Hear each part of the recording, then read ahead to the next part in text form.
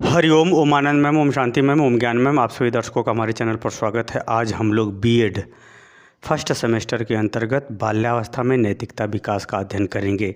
नैतिक विकास क्या है? नैतिकता का यहाँ तात्पर्य है कि व्यवहार में, क्रियाओं में, समझ में, तर्क में, ज्ञान में नियम का पालन करना ही नैतिकता का विकास कहलाता है। यद्यपि इसका डिटेल में अर्थ पिछले वीडियो में बताया जा चुका है। तो नैतिकता विकास का मतलब होता है नियमों के आधार पर क्रियाओं को पूर्ण करना या नियमों का पालन करते हुए क्रियाओं को व्यवस्थित रूप से पूरा करना, पूरा सीखना, पूरा व्यवहार करना, पूरी बात को समझना इत्यादि क्या कहलाता है? नैतिकता का विकास कहलाता है। चूँकि जो है नैतिक की जो बात आती है सामान्यतः दो व्यक्तियों के बीच व्यवहार के अंतर्गत ये ज़्यादा लोग देखते हैं। जैसे अगर किसी का व्यवहार किसी समाज के प्रति या अन्य सदस्यों के प्रति उसका अच्छा है और वह उसका व्यवहार उसके लिए और दूसरे के लिए भी फ़ायदेमंद है तो उसको लोग सभ्य कहते हैं, धार्मिक कहते हैं, नैतिक कहते हैं, अच्छा कहते हैं इत्यादि अनेक संबोधन उसको दिए जाते हैं। तो कहने का हमारा ये तात्पर्य है कि किसी भी कार्य को, किसी भी गतिविधि को नियम से यानी अच्छे नियमों से संचालित करना, उसके अनुसार व्यवहार करना, उसके नियमों का विभिन्न परिस्थितियों में पालन करना या उसको आत्मसात करते हुए व्यवहार करना नैतिकता का विकास कहलाता है। तो बाल्यावस्था की जहाँ तक बात है, बाल्यावस्था सामान्यतः 6 से 12 वर्ष तक की अवस्था को हम लोग बाल्यावस्था कहते हैं। जो बाल्यावस्था होती है ये अत्यंत महत्वपूर्ण होती है नैतिक विकास के लिए। क्यों? क्योंकि शैशवावस्था में नैतिक विकास का परिवार के माध्यम से, एक प्रकार से पड़ोस के माध्यम से, घर के सदस्यों के माध्यम से एक नैतिक विकास का रूपरेखा बन जाता है या उसकी नींव पड़ जाती है। अब बाल्यावस्था में क्या होता है? बाल्यावस्था में जैसे ही बालक विद्यालय, समाज, मित्र मंडली इत्यादि के जब संपर्क में आता है तो बालक का पूर्व के बने फाउंडेशन पर या पूर्व का जो बना हुआ या सीखा हुआ जो है शैशवावस्था में, उसी को वह दृढ़ता के साथ उस पर और आगे बढ़ता है।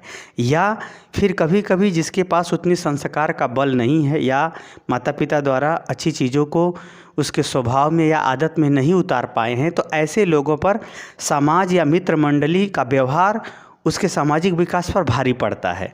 यदि मित्र मंडली और समाज का व्यवहार अच्छा रहा, अच्छे समाज में अच्छे मित्र मंडली के साथ पढ़ता है, आता जाता है, खेलता कूदता है, तो ऐसे में सामाजिक विकास अच्छा हो जाता है।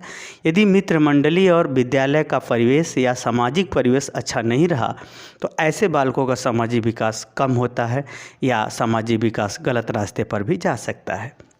कहने का हमारा यहाँ तात्पर्य है, यहाँ पर बालक स्वयं से स्वतंत्र होकर के अपनी जिज्ञासा के साथ विभिन्न व्यवहारों को सीखते, समझते, मस्ती में रहते हुए अपने जीवन को या अपनी आयु को व्यतीत करता है। जिसके कारण से जो है इसका जो है संगत, विद्यालय में गाइडलाइन, अध्यापक का व्यवहार, इसके जीवन में जिसको पसंद करता है उसके आदर्श इत्यादि की छवि या इत्यादि का व्यवहार या इत्यादि के प्रति सोच उसका जो है स्वतंत्र रूप से तर्कयुक्त अपने समझ के अनुसार वह बनाना शुरू कर देता है। इसीलिए इस अवस्था में जो सामाजिक विकास होता है यह अत्यंत महत्वपूर्ण होता है, क्योंकि शैशवावस्था का इस अवस्था पर जो है, इस अवस्था में शैशवावस्था के बहुत सारे दृष्टिकोण, बहुत सारे व्यवहार एक दृढ़ता का रूप लेते चले जाते हैं। एक विकास भी तेज़ी से होता जाता है, क्योंकि इस अवस्था में जिज्ञासा, सीखना, समझना, सम्मान पाना, ये सब इत्यादि गतिविधियां धीरे धीरे बहुत तेज़ी से बढ़ने लगती हैं, जिसके कारण से सामाजिक विकास के दृष्टिकोण से यह अवस्था अत्यंत महत्वपूर्ण है। आइए विभिन्न बिंदुओं के अंतर्गत इस अवस्था में समाज विकास की रूपरेखा को हम लोग अध्ययन करते हैं। अगर इसमें हम बात करें तो इसमें जो है उसका जो है बात है मानसिक विकास। इस अवस्था में मानसिक विकास तेज़ी से होता है। शब्द भंडार, अन्य सोचने समझने की क्षमता और उसका संगत, जैसा उसका परिवार में संगत हो, जैसा उसका विद्यालय में संगत हो, जैसा उसके मित्र मंडली या समूह का संगत हो, ये सभी जो है सामान्यतः उसके जो है सामाजिक विकास का रूपरेखा तय कर देते हैं कि वह सामाजिक विकास का कैसा रूप होगा। सामाजिक विकास उत्तम रूप में होगा या मध्यम रूप में होगा या खराब रूप में होगा या अधम रूप में होगा। इस प्रकार से अगर हम देखें तो विभिन्न बिंदुओं के अंतर्गत उनका सामाजिक विकास इस प्रकार देखने को मिलता है।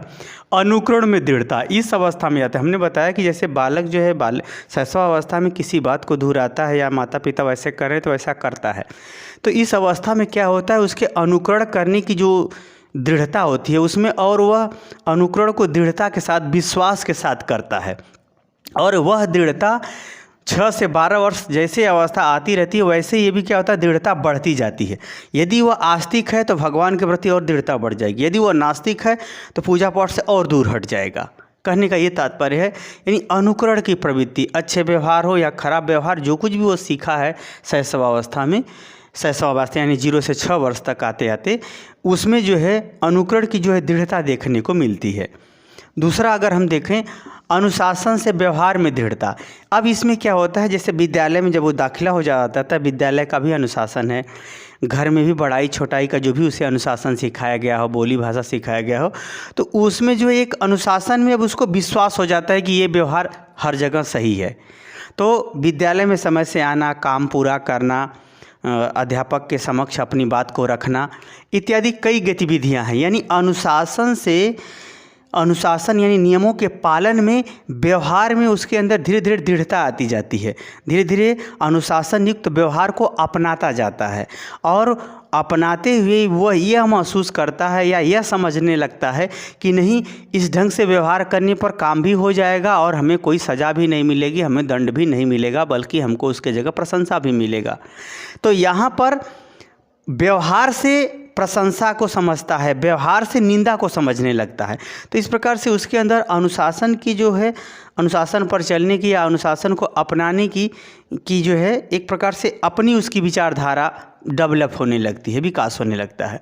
आगे अगर हम बात करें इसके सामाजिक गुणों के अंदर, आदर्श का व्यवहार एवं नियम की स्वीकृति, यानी आदर्श जिसको वह अच्छा मानता है उसके व्यवहार को और उसके नियम को वह स्वीकार करने के साथ साथ उसे अपनाता जाता है। दृढ़ता यानी विश्वास दिखाता है, उस पर कठोरता दिखाता है, यानी कठोरता से उससे पालन करना उसको अच्छा लगता है।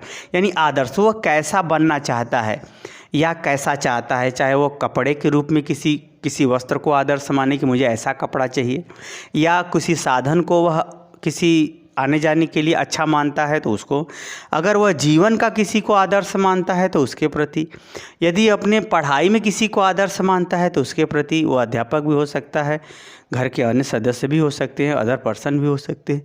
तो वो जो भी आदर्श जिस क्षेत्र में वो मानता है उसके प्रति उसका दृढ़ता, एक प्रकार से उसके लिए प्रयास करना, उसके लिए सब कुछ दाव पेच लगा देना, ऐसा व्यवहार वह प्रदर्शित करने लगता है नैतिक विकास के अंतर्गत। अगला अगर हम बात करें सही और गलत का स्पष्टीकरण, पहले जो है सही गलत पे जो है उसको प्रशंसा मिलती थी, अब वो सही गलत का कारण ढूंढने लगता है कि ये सही है तो कैसे है, गलत है तो कैसे है।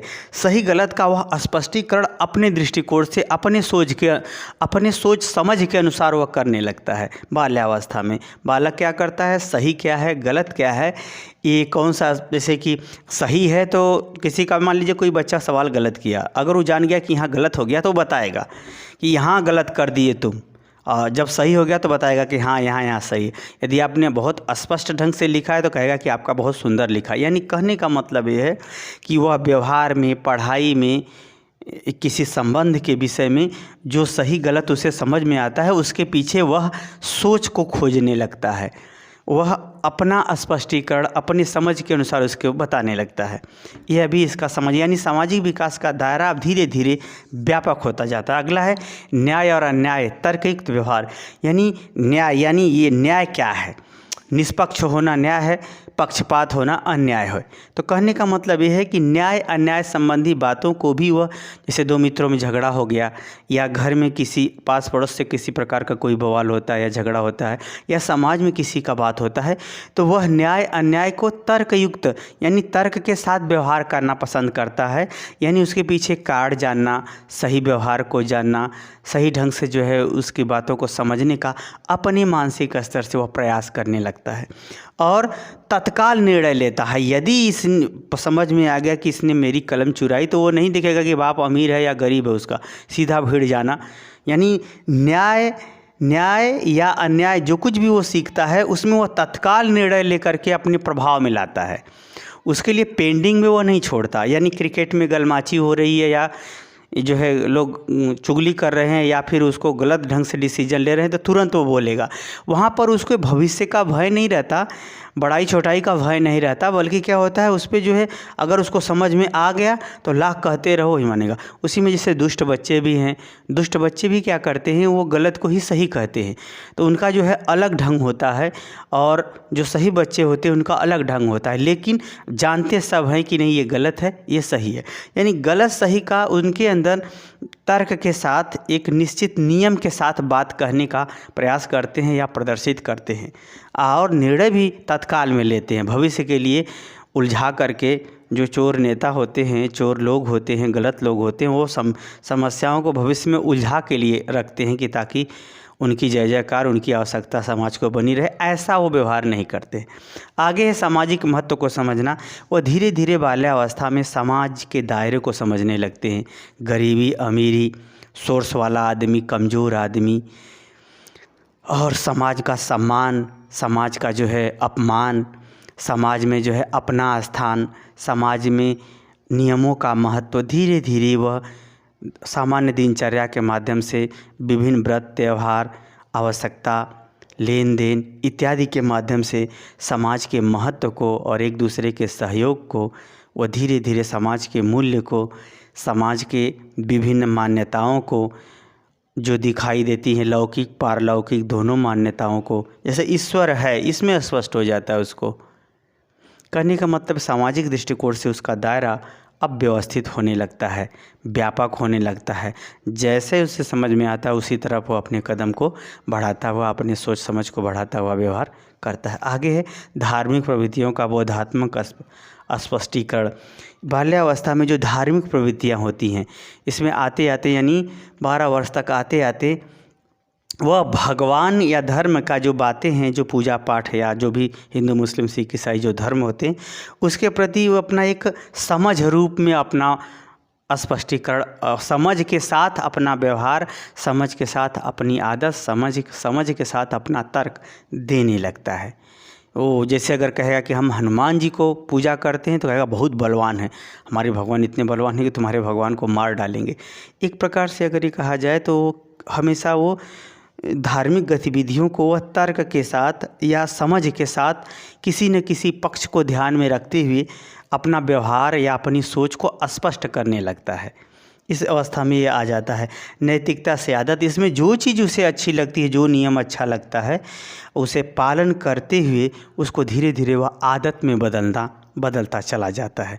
जैसे अगर पढ़ने की आदत पड़ गई, इसी अवस्था में ही कहा जाता है कि बाल्यावस्था में अगर माता पिता, शैशवावस्था और बाल्यावस्था में माता पिता, शिक्षक और समाज थोड़ा सा केयर कर दे बच्चों को, तो वह जो है अच्छी आदतें, जैसे रोज़ पढ़ने की आदतें, अच्छे व्यायाम की आदतें, समय से स्नान साफ सफाई की आदतें, समय से सोने उठने जागने की आदतें, व्यायाम करने की आदतें, यदि अच्छी आदतें पड़ गई और उस अच्छी आदत पड़ गई तो वो धीरे धीरे उसको नियम पकड़ लेगा। वो जब नियम पकड़ लेगा तो वह जब आदत में बदलता है, जब कोई नियम आदत में बदलता है तो उस व्यक्ति को विकास होना निश्चित हो जाता है। यानी नैतिकता के यानी नियम, जब किसी भी चीज़ के अच्छी चीज़ का नियम है, अगर वो नियम जब आदत में बदल जाता है तो उसके व्यक्तित्व का विकास होना तय हो जाता है। तो इस अवस्था में आदत पड़ जाती है। यही कारण है कि 6 से 12 वर्ष की अवस्था पूरे भविष्य के जीवन का एक ब्लूप्रिंट बन जाता है। वैसे तो ब्लूप्रिंट शैशवावस्था में ही बनता है, लेकिन यह ब्लूप्रिंट और स्पष्ट, गहरा और प्रभावशाली और सटीक बनता है। तो इसमें अगर माता पिता, समाज अगर ध्यान दे, गुरु से ध्यान दे, तो 6 से 12 वर्ष की अवस्था में ही उसके जीवन की उड़ान या उसके जीवन की ऊंचाई का स्वरूप स्पष्ट रूप से दिखाई देने लगता है। मुझे उम्मीद है कि आप समझ गए होंगे कि बाल्यावस्था में नैतिक विकास का जो स्वरूप है, जो दायरा है, किस प्रकार से अस्थायी और व्यापक होते हुए आगे बढ़ता है या होता जाता है। यह सामान्यतः विशेषताएं जो है बाल्यावस्था में ही, शैशवावस्था में भी आपको बताई गई, लेकिन शैशवावस्था में वो प्रारंभ होता है, लेकिन उसके पीछे उसका अपना तर्क या दृढ़ता या स्पष्टीकरण नहीं होता है। इस अवस्था में ये सब चीज़ें आ जाती हैं। मुझे उम्मीद है कि जब आप दोनों वीडियो को आप स्पष्ट रूप से देखेंगे तो आपको कोई कन्फ्यूजन नहीं होगा। अगर हमारा वीडियो समझ में आया हो तो हमारे चैनल को लाइक शेयर सब्सक्राइब भी कीजिए। हरिओम।